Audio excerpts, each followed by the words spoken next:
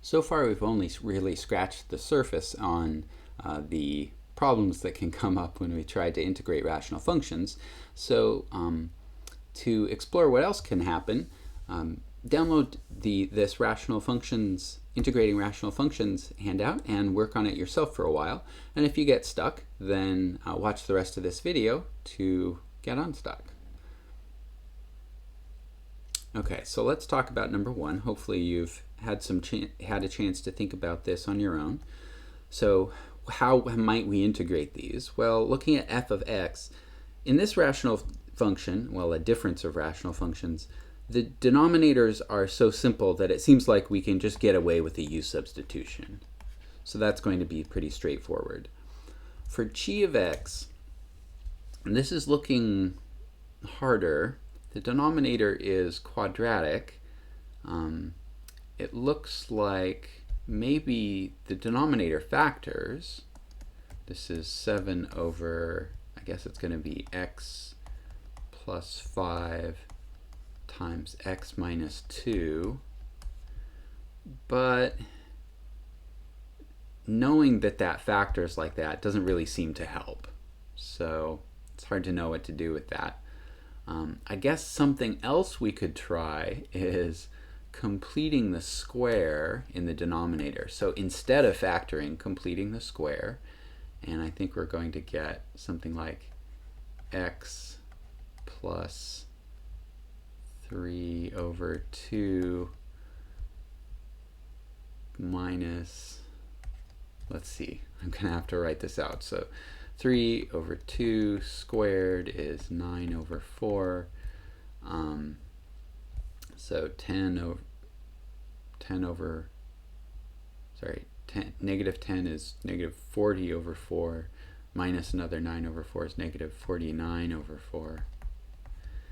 With a difference of this should be squared. With a difference of squares like this, I guess we could try a trigonometric substitution. We could let x plus 3 halves be, let's see, with the negative here, and this being 7 over 2 squared, I guess we're going to need 7 over 2 times secant theta. So that might work, but that looks pretty tricky. Let's stop here and just see what else we can come up with for this situation. So if you haven't worked on number 2 yet, please pause the video and work on it on your own. Okay, so on number 2, we're just going to actually carry out the ideas that we came up for integrating. So let's find the integral of f of x dx. So integral of 1 over x minus 2 dx plus integral of minus integral of 1 over x plus 5 dx. And both of these just give us natural logs. So this first one is natural log absolute value x minus 2, and the second one is natural log absolute value x plus 5, plus a constant. For g of x, let's not use this this idea yet. Let's just wait, because this idea might work, but it's hard to see how it's going to end up. So pause the video and have a look at number 3. All right, so on number 3, right here are the two functions that we started with. This f of x is a difference of two rational functions, but anytime you have a difference of ratios, you can put them over a common denominator to sort of smash them into one fraction. So let's do that. So 1 over x minus 2 minus 1 over x plus 5. On the left, let's see, for our common denominator, we're missing an x plus 5. So on the left-hand one, we'll multiply the numerator and denominator by x plus 5. And on the right-hand rational part, we'll multiply the numerator and denominator by x minus 2. That gives us x plus 5 over x plus 5 times x minus 2 minus x minus 2 over x plus 5 times x minus 2.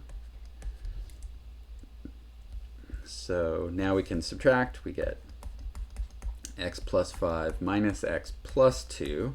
Careful about the plus there. All over x plus 5 times x minus 2. So this is,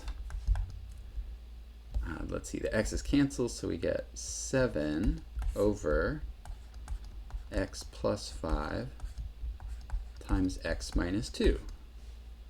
But wait a second, I recognize this denominator.